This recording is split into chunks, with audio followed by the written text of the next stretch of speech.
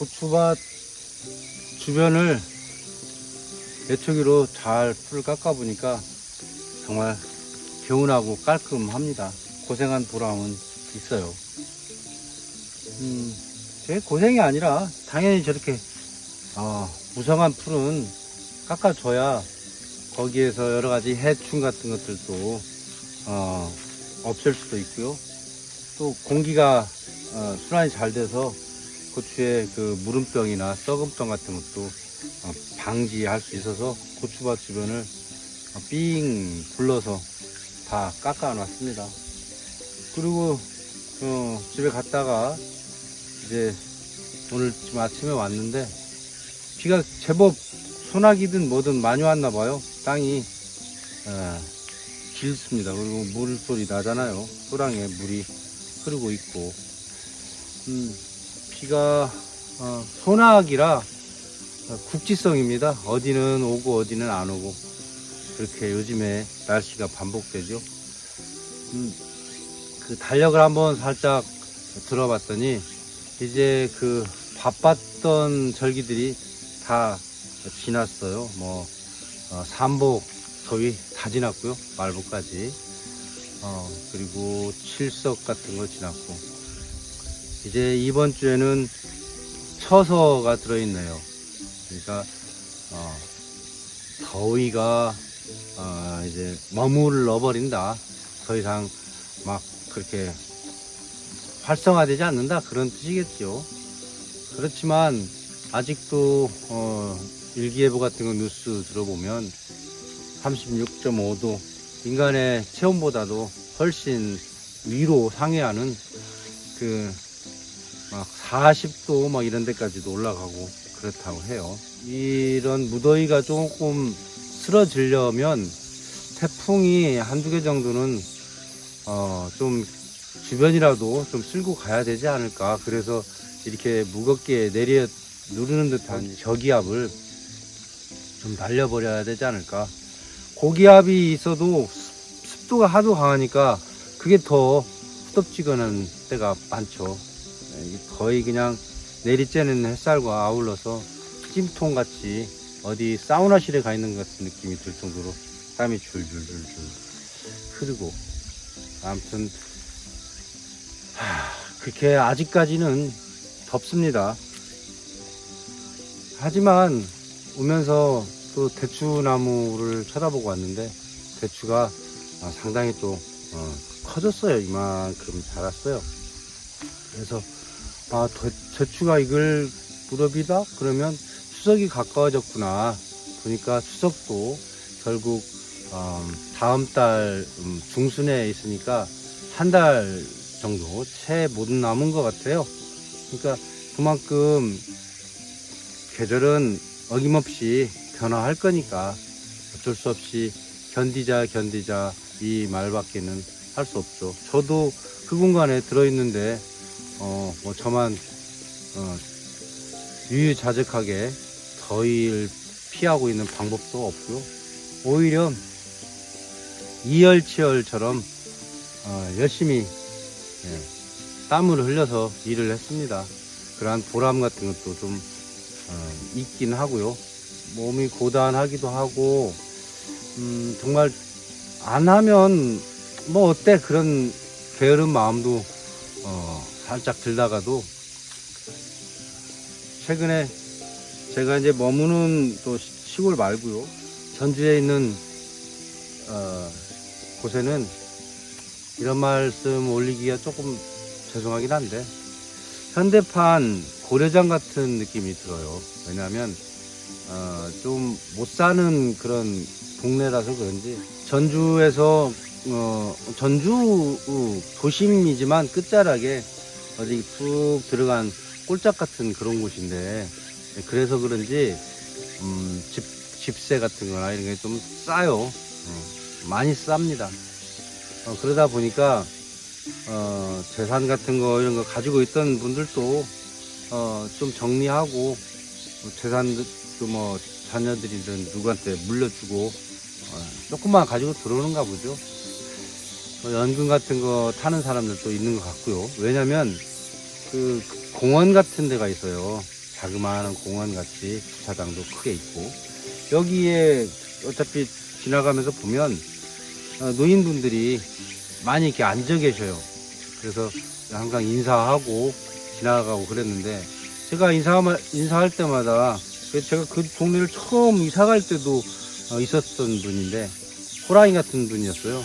목소리가 쩌렁쩌렁 울려가지고 기침 한 번 해도 먼 아파트에서까지 그분의 기침 소리가 들릴 만큼의 목청이 좋으신 분이었어요. 그냥 말도 이렇게 조근조근 하는 게 아니라 크게 소리가 커져서 울려서 나오는 분이라 되게 그냥 그런 분이 있구나 했는데, 제가 인사할 때마다 꼭 항상 인사를 받으시는 게 아니라 맞절을 해주세요. 이렇게 같이 고개를 숙이고, 또 제가 모르고 지나칠 때도 있는데 그때마다 불러서 뭐 빵도 주기도 하고 뭐 사탕도 주기도 하고, 먼저 인사를 건넬 때도 있고 좀 미안할 때가 있죠. 그리고 이제 주변 산책할 때도 가끔 만나는, 나름대로 품이 있고 등치도 좀 있는 멋진 분이었는데, 언젠가는 앉아 계시는데 그분은 정말 날마다 출사 가듯이 거기 나와서 다른 노인분들은 안 계셔도 그분만큼은 햇빛을 쬐면서 겨울에도 봄, 여름, 가을 언제든지 그곳에 느티나무처럼 계셨었는데, 어느 날 보니까 앉아 계시는데 뭐 앞에다 뭘 받쳐놓고 있더라고요. 뭐냐고 그랬더니 오줌보랍니다. 그러니까 이제 오줌보를 달고 다니는 거예요. 아이고 그렇게 그러시냐고. 내가 나이가 이제 많아서 90 이제 다 되니까 이렇게 됐다 그러시더라고요. 그래서 아이고 건강 주의하세요. 그렇게 인사한 지가 벌써 한 3주 정도 됐는데, 그 후로 좀 그분이 보이지 않습니다. 그러니까 이제 그 공간에서는 떠나신 거예요. 돌아가셨는지 아니면 어디 요양병원에 가셨는지는 모르겠으나, 그 분을 대표로 말씀드렸지만 거기서 수도 없는 노인분들의 얼굴들이 바뀌고 있더라. 엊그저께 계신 분도 사라지고, 좀 할머니 할아버지들이 거기에서 항상 이렇게 바뀝니다. 그 마음이 즐겁지는 않죠. 왜냐면 한 번이라도 더 보면 좋을 텐데 하는 그런 아쉬움이 있어요. 하지만 거기가 마치 현대판 고래장처럼 외롭고 쓸쓸한 분들이 모였다가 또 각자 또 요양병원 같은 데 들어가서 생을 다 하시는 그런 것 같은 구조. 글쎄요, 좋은 일일지 정말 나쁜 일일지는 잘 모르겠어요. 왜냐하면 가족들하고 같이 생활을 한다고 해서 그게 행복한 일일지, 또 가족들이 서로 피해 없이 좀 비슷한 그 나이를 먹은 사람들끼리 이런저런 얘기하고 고수도 치고 장기 두고 바둑두면서 그렇게 놀다가 또 가시는 것도 나쁘지 않겠다라는 생각도 하지만, 항상 보면 제가 보는 견해예요. 그분들이 얘기한 건 아니고, 뭔가 쓸쓸하고 아련한 그런 눈빛들을 하고 계시죠. 만약에 아들이나 딸이나 명절이 아니고 평소에도 좀 와서 그분들의 그 외롭움 같은 것들을 좀 달래주고 가는지 잘 모르겠어요. 그냥 방치한 것처럼 제가 보기에는 느껴져서, 그분들이 분명히 자녀들을 키울 때는 모든 걸 다 해서 키웠을 텐데 라는 그런 생각을 해보면서 씁쓸합니다. 자, 오늘은 그래서 결국 그거예요. 순환하듯이 자연은 그대로 멈추어 있지 않고 어떻게든지 변화한다는 거.